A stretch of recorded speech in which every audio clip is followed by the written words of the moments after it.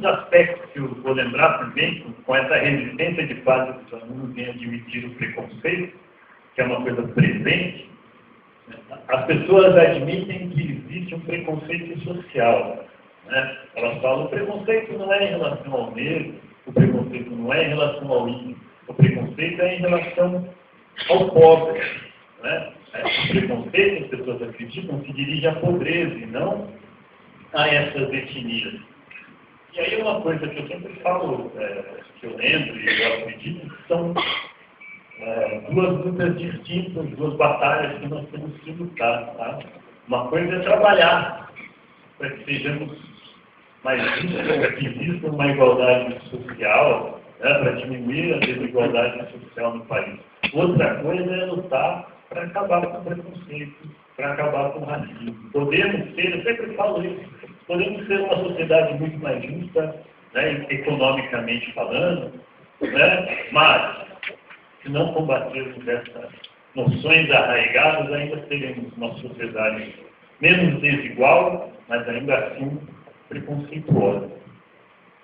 E aí, eu sei que não é o propósito, era mais para falar da questão da promoção da equidade, mas para falar dessa questão do preconceito, que as pessoas têm resistência, eu queria só lembrar alguns fatos para ilustrar. Tá? A gente podia falar da educação, onde os negros ainda frequentam por um número menor de anos da escola, né? O nível de analfabetismo entre os negros ainda é maior, a porcentagem de crianças negras que estudam e precisam trabalhar chega a 40%, entre as crianças brancas chega a 10%, né, que impede, né, um desenvolvimento, um aproveitamento escolar adequado. Mas assim, eu queria falar de dados de ensino superior, porque no ensino superior a questão se agrava, a questão é muito ilustrativa. Em 2001, a Comissão de Políticas Públicas para a População Negra fez um censo racial na USP, né, a nossa faculdade de excelência, mais prestigiada. Em 2001, né, isso lembrando, vamos lembrar, o censo, as pessoas que se declaram, né, pretas e pardas, formam quase 51% da população, que se declaram. Na USP, em 2001, apenas 1,3% dos alunos eram negros. Apenas 0,48% eram indígenas. Uma pesquisa mais recente do INEP, em 2013, com informação sobre os alunos que fizeram homenagem, apenas 6,13% dos estudantes que estavam concluindo os cursos se autodeclaravam, né, pretos ou pardos, né, eram negros.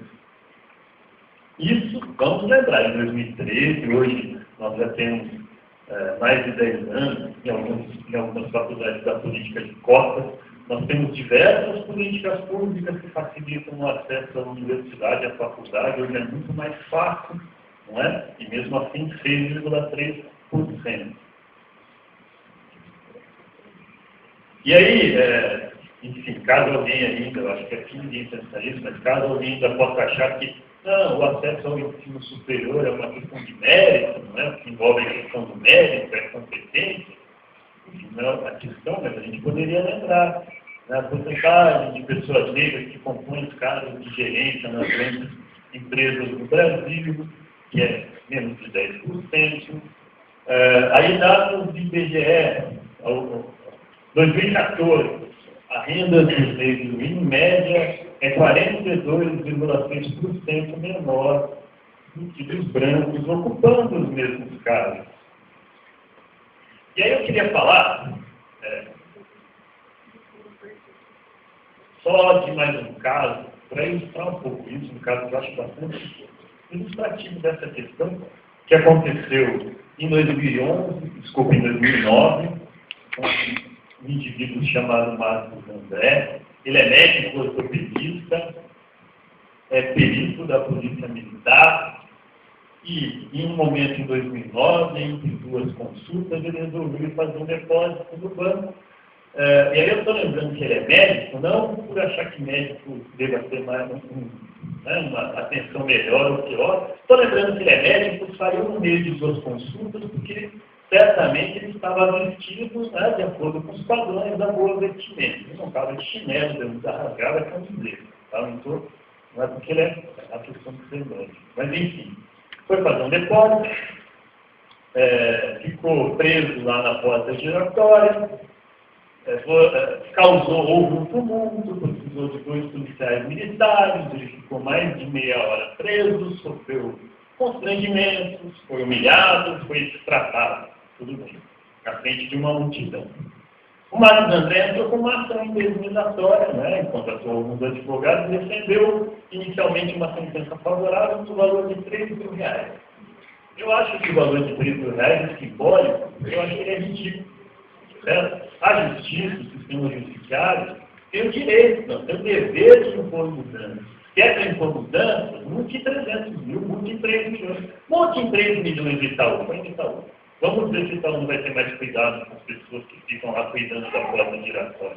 Né? Se não vai preparar melhor essas pessoas. Né? Vamos continuar preconceituosos? Vamos, mas vamos tratar de modo diferente. Então essa multa é ridícula. Tudo bem.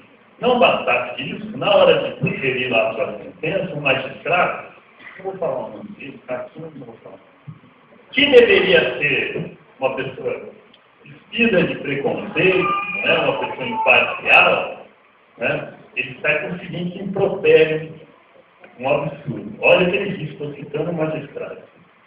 Não há que negar que o autor, por negro e corpulento, enquadra-se no padrão que, na sociedade brasileira, se ajustou a identificar como de ladrão e assassino. Ou seja, sofre uma nova humilhação, não sofre? O que ele está dizendo? De fato, havia razão para você ser detido, você ser discriminado. Quem manda ser negro? Quem manda ser negro e grande? Não é? Aí, para piorar um pouco, a sentença foi reformada logo depois, e foi julgado improcedente, ou seja, o banco foi inocentado e o preconceito praticamente legitimado, não é? É negro, é grande, fazer o quê? Bom, ele podia não falar isso, né? Por mais que tivesse. Por que eu falei isso? É para ilustrar, né? Essa resistência. Temos essa resistência, essa reação em admitir que somos um país preconceituoso. Né? Os alunos, no início da discussão, são todos, é uma base, né? Faz parte da nossa formação, da nossa cultura. Essa resistência, essa minha dificuldade social, né? Eu tive muito tempo discutindo essas questões. Nesse momento, eles reproduzem as conhecidas concepções sobre as relações étnico-raciais no Brasil, demonstrando novamente a força ideológica que tem nisso da democracia racial. Aí eu ouço muito isso. No Brasil, todo mundo é uma mistura. O preconceito no Brasil é social, não é racial. Meu melhor amigo é um negro. Isso é muito comum a gente ouvir. Aí eu falo, tudo bem, quando sua filha for casar com o filho dele, eu quero ver a sua reação. Será que a sua reação vai ser assim tão tranquila? E uma que eu vou falar, eu já ouvi 2 vezes uma coisa parecida com isso. A mulata é que é bonita. Eu queria ter a bunda dela. Olha só, isso reproduz um preconceito tão grande em relação à mulher negra como objeto sexual. Ela não é bonita pela sua beleza, ela é bonita porque ela é um atrativo sexual. Isso reproduz esses estigmas. Parece, aí, essa questão, parece, né, existe essa crença na miscigenação como a grande característica do Brasil. Né? Nós, de acordo com o mito da democracia racial, não acreditamos que há conflitos raciais. Não acreditamos que exista qualquer impedimento para a ascensão social do negro. De novo, essa cultura faz parte da nossa cultura. Como é que se inicia essa questão do mito da democracia? Se inicia com a abolição e com a república. Em tese, em teoria, com a república, com a abolição, somos todos iguais. Temos todos os mesmos direitos, tempo, ainda existe uma comparação muito grande com aquilo que acontece nos Estados Unidos na época. O que acontece nos Estados Unidos é que a discriminação e a marginalização do negro são bem evidentes. A democracia racial vai ganhar uma justificativa científica no texto de Gilberto Freire. Não sei se todos conhecem Gilberto Freire, é um sociólogo muito importante para o Brasil. Tem um texto que é muito famoso, Casa Grande de Senzala, de 1933. Nesse texto, Gilberto Freire, de certo modo, ele vai trabalhar com a ideia de que no Brasil existe uma acomodação entre as três raças formadoras, né? Entre os três grupos étnicos que nos formam. Uma acomodação que é harmoniosa. Cada um dos grupos contribuiu com aquilo que tinha de melhor. Gilberto Freire é essencial essa questão do reconhecimento da identidade e da cultura negra. Ele é o primeiro a levantar essa questão. Isso a gente não pode negar. Da contribuição que negros e índios tiveram para a nossa cultura, para a nossa economia. Ele tem uma frase famosa, né? Ele diz que é o negro que civiliza o branco no Brasil, porque muitos negros eram muçulmanos, sabiam ler e escrever, vieram para o Brasil, conheciam técnicas de cultivo, enfim. Ele é importante, ele destaca a contribuição negros e índios para a nossa cultura, sim, mas ele nega o conflito, ele nega a desigualdade, ele nega a exploração. Tá? Gilberto Freire é o grande consolidador desse mito da democracia racial, e o Brasil ainda hoje é conhecido no mundo todo por ser uma democracia racial, por ser exemplo de convívio harmonioso, entre as raças. E é importante, não é porque existe miscigenação, existe miscigenação que existe uma relação harmoniosa no plano político, no plano social no Brasil. Aí, eu queria lembrar um pouquinho, aquele que é o mais importante crítico do mito da democracia racial e das suas consequências, para a população negra, o Florestan Fernandes. Não sei se vocês conhecem, o Florestan Fernandes é um outro grande sociólogo brasileiro. Tá? E uma obra sua que, inclusive, completou 50 anos agora, se chama Integração do Negro na Sociedade de Classe. Ele mostra como a abolição não foi acompanhada por um processo que preparasse o antigo ex-escravo para o trabalho livre em uma economia competitiva.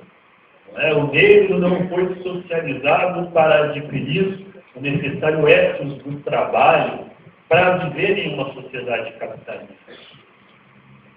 Logo na introdução do texto, ele mostra como a transição para o trabalho livre ocorreu sem que houvessem garantias, sem que houvessem qualquer tipo de assistência que protegesse o antigo escravo. Eles não foram preparados para o novo regime. Os negros eram marcados pela memória da escravidão.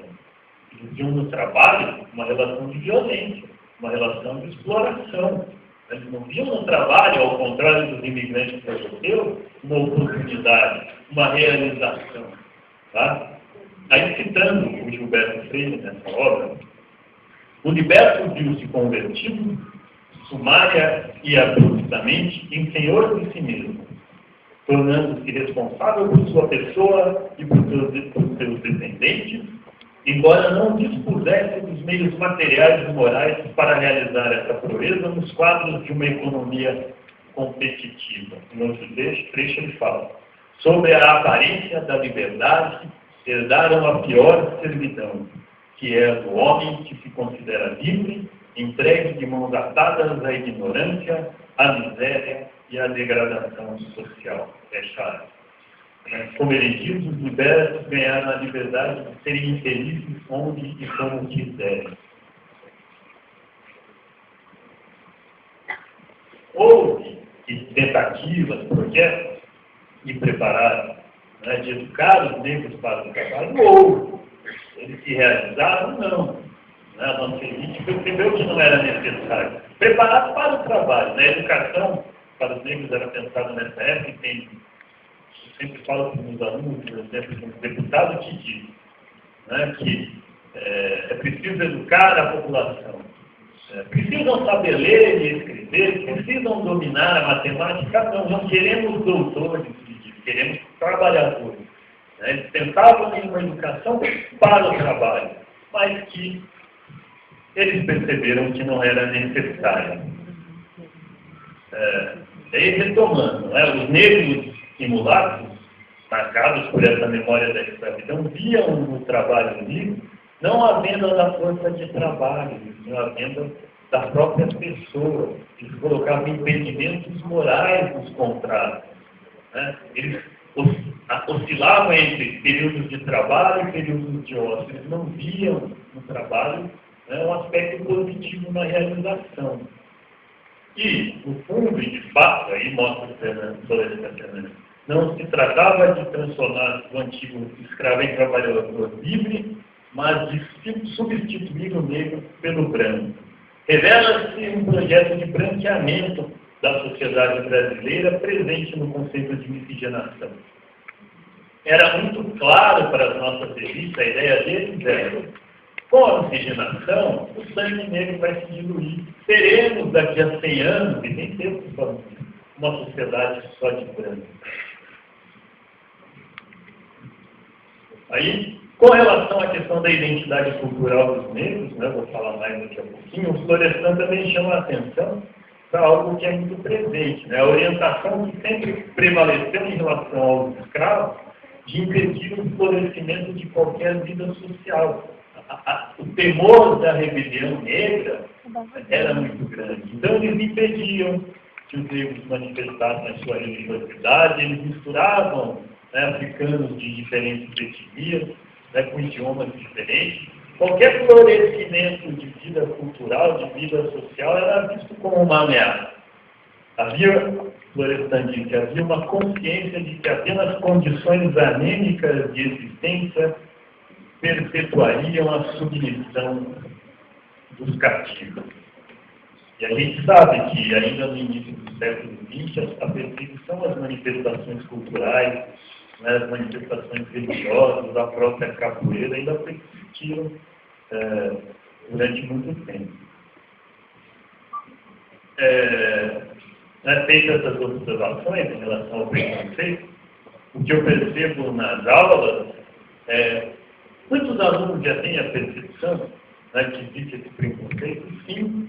Outros estão mais abertos a refletir sobre a questão e começam a notar a necessidade de discutir o tema.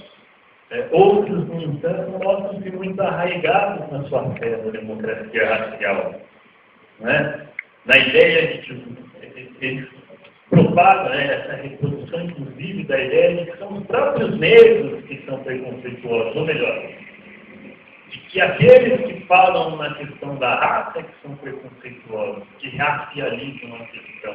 Aí é uma coisa muito bonita, não é? Eu sei disso, de raça, de fato falar em raça é correto? Não. Cientificamente falando, nós somos uma espécie humana, temos etnias diferentes. O problema é, as pessoas se comportam, agem como se as raças existissem, as pessoas julgam, hierarquizam, discriminam como se as raças existissem. Por isso nós falamos em raça. Certo? Então, para mim, a dificuldade em desconstruir o mito da democracia racial apenas revela a importância de tratar tais questões precocemente já no ensino fundamental e ensino médio. Estou acabando, tá? Sim, agora retomando um pouco aquelas 3 percepções que eu vi em relação à lei, que eu disse perceber, queria falar um pouquinho da contribuição do negro e do índio para a formação social, econômica e cultural do país. A questão é que nós precisamos, de certo modo, superar a visão eurocêntrica e etnocêntrica da nossa formação, que foca exclusivamente na ação dos colonizadores, transmitindo aos alunos uma história parcial e fantasiosa, que é a história dos vencedores. Uma história que celebra apenas a trajetória idealizada das classes dominantes no Brasil. Então é preciso superar um pouco essa visão evolucionista que muitos de nós ainda propagamos. É o que é a visão evolucionista, achar que existem culturas melhores e piores, falar em sociedades de povos primitivos, né? A gente fala em sociedade de povo primitivo para opor aquilo que é a civilização ocidental. Não existem povos primitivos, não existem sociedades primitivas, existem culturas diferentes. Nós temos que superar essa ideia de que a Europa é desenvolvida, a Europa representa o progresso e a Europa que tem que ser o grande norte sobre as questões culturais, as questões políticas. É preciso revalorizar a contribuição das diferentes etnias, reconhecer a contribuição das diferentes etnias para a nossa formação. Então, é preciso incorporar a contribuição dos diferentes grupos étnicos à formação da nossa identidade, desconstruindo algumas verdades construídas em torno da figura do negro e do índio, né? E aquela coisa, por que o negro foi escravizado, por que foi trazido o africano, por que não se escravizou-se o índio, aquela visão de que o índio é preguiçoso, o índio não se adapta à escravidão, como se alguém se adaptasse à escravidão. Entendeu? Diversas mentiras e crenças criadas em torno da figura do índio e do negro que são necessárias de serem desconstruídas. Aí, com relação ao material que vai ser utilizado aos professores, eu não acho que tem forma, né? Eu apresento um pouco e falo da nossa diversidade, né? A gente fala em africanos como se é a mesma coisa de falar latinos para todo mundo aqui que vive na América do Sul. Somos tão distintos, tão diferentes. Então, eu falo um pouco dessa diversidade, né, dos povos e dos africanos que foram trazidos para cá. É preciso resgatar também a diversidade indígena nas suas particularidades, né? Havia no Brasil, na época do descobrimento, da chegada dos portugueses aqui, mais de 1000 etnias diferentes. Hoje nós não temos mais do que 250. Hoje nós temos 241 idiomas. Mentira, desculpa. 150 línguas e dialetos indígenas falados no Brasil para 241 povos diferentes. Estima-se que havia mais de 1.300 idiomas diferentes no Brasil quando da chegada dos portugueses. Então, eu acho que cada professor ali, os alunos vão se formar, tem que buscar na sua região. A gente tem exemplos aqui da cultura, né, dos valores, que vocês podem utilizar nas suas aulas, que vocês podem usar como exemplo a questão da culinária. O que eu preciso chamar a atenção é que é necessário buscar essa diversidade.